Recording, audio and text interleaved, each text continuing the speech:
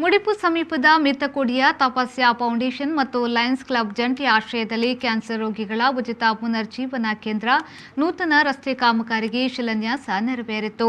ನೂತನ ರಸ್ತೆ ಕಾಮಗಾರಿಗೆ ಶಾಸಕ ಯುಟಿ ಖಾದರ್ ಅವರು ಶಿಲಾನ್ಯಾಸಗೈದರು. ನಂತರ ಮಾತನಾಡಿದ ಅವರು, ಮನುಷ್ಯನ ಜೀವನದ ಕೊನೆಗಳಿಗೆಯಲ್ಲಿ ವೆಂಟಿಲೇಟರ್, ನೋವು ನಿವಾರಕ, ಚುಚ್ಚುಮದ್ದು ನೀಡಿ ಇನ್ನಷ್ಟು ನೋವು ನೀಡುವ ಬದಲು ನೆಮ್ಮದಿಯ ನಿದ್ದೆ, ಉತ್ತಮ ಆಹಾರ, ನೋವು ರಹಿತ ಜೀವನ ಸಿಕ್ಕರೆ ಅದುವೇ ಮನುಷ್ಯನಿಗೆ ಸಿಗುವ ದೊಡ್ಡ ಭಾಗ್ಯ ಎಂದು ಅಭಿಪ್ರಾಯಪಟ್ಟರು. ಜಿಲ್ಲಾ ಲಯನ್ಸ್ 317D ಈ ಒಂದು ಸಂಸ್ಥೆಯ ವತಿಯಿಂದ ಮುಡಿಪು ಪ್ರದೇಶದ ಪಡೀಲ್ನಲ್ಲಿ ಮಿತ್ತಕೋಡಿ ಪಡೀಲ್ನಲ್ಲಿ ತಪಸ್ಯ ಎಂಬ ತಪಸ್ಯ ಫೌಂಡೇಶನ್ ಅವರು ಕ್ಯಾನ್ಸರ್ ಪ್ಯಾಲಿಯೇಟಿವ್ ಕೇರ್ನ ಸೆಂಟರನ್ನು ಇವತ್ತು ಪ್ರಾರಂಭಿಸುವುದು ಅತ್ಯಂತ ಸಂತೋಷ. ಭವಿಷ್ಯ ದಿನಗಳಲ್ಲಿ ಇದು ಜಿಲ್ಲೆ ಅಲ್ಲ, ರಾಜ್ಯದ ಭಾಳಷ್ಟು ನೊಂದಂತಹ ಒಂದು ಕ್ಯಾನ್ಸರ್ ರೋಗಸ್ಥರಿಗೆ ಅತ್ಯಂತ ನೆಮ್ಮದಿಯ ಮತ್ತು ಒಂದು ಸ್ವಾಭಿಮಾನ ಬದುಕು ಕೊಡುವ ಕೇಂದ್ರವಾಗಿ ಖಂಡಿತವಾಗಿ ಇವತ್ತು ಪರಿವರ್ತನೆ ಆಗ್ತದೆ. ಈ ಒಂದು ಐತಿಹಾಸಿಕವಾದಂಥ ಈ ಒಂದು ಪ್ಯಾಲಿಯೇಟಿವ್ ಕೇರ್ ಸೆಂಟರನ್ನು ಪ್ರಾರಂಭ ಮಾಡಲಿಕ್ಕೆ ಯೋಚನೆ ಮಾಡಿದಂತಹ ಬಹುಶಃ ಲಯನ್ಸ್ ಕ್ಲಬ್ಬಿನ ಎಲ್ಲ ಗವರ್ನರಿಗೂ ಎಲ್ಲ ನಮ್ಮ ಸದಸ್ಯರಿಗೂ, ವಿಶೇಷವಾಗಿ ಅವತ್ತು ಬಹುಶಃ 1.5 ವರ್ಷದ ಹಿಂದೆ ಲಯನ್ ಸುಧಾರಾಮ್ ರೈ ಮತ್ತು ಬಹುಶಃ ಸಬಿತಾ ಶೆಟ್ಟಿರವರು ಇದನ್ನು ಒಂದು ತಂದು ಶಂಕುಸ್ಥಾಪನೆ ಮಾಡಿ ಇದರ ಯೋಜನೆಗೆ ಕಾರ್ಯರೂಪಕ್ಕೆ ತಂದನ್ನು ಕೂಡ ನಾವು ಇವತ್ತು ಸ್ಮರಿಸಿಕೊಂಡು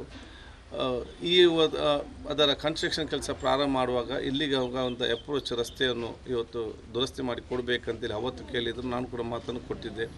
ಮಳೆಗಾಲ ಸಂದರ್ಭದಲ್ಲಿ ಅವತ್ತು ಪ್ರಾರಂಭ ಮಾಡಲಿಕ್ಕೆ ಆಗಿರಲಿಲ್ಲ, ವಾಹನ ಕೂಡ ಹೋಗಲಿಕ್ಕೆ ಕಷ್ಟ ಆಗ್ತಿತ್ತು.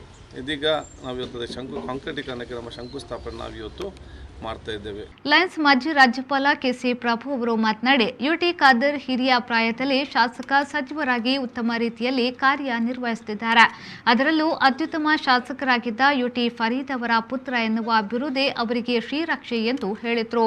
ಇದನ್ನಿಲ್ಲಿ ಉಲ್ಲೇಖ ಮಾಡಬೇಕು. ಯುಟಿ ಫರೀದ್ ಅವರ ಮಗ ಅವರು ಅಂದಿನ ಕಾಲದಲ್ಲಿ ನಾನು ಕಾಲೇಜಿಗೆ ಹೋಗುವತ್ತಿಗೆ ಒಂದು ವಿಧಾನಸಭೆಯಲ್ಲಿ ಎಲ್ಲರನ್ನೂ ಒಟ್ಟಿಗೂಡಿಸಿ ಈ ಊರಿನಲ್ಲಿ, ಈ ಜಿಲ್ಲೆಯಲ್ಲಿ, ಅವಿಭಾತ ಜಿಲ್ಲೆಯಲ್ಲಿ ಬಹಳ ಒಳ್ಳೆಯ ಶಾಸಕ ಅಂತ ಹೇಳ್ತಕ್ಕಂಥ ಹೆಸರನ್ನು ಪಡೆದವರ ಫರೀದ್ರವರ ಮಗ ಯುಟಿ ಖಾದರ್.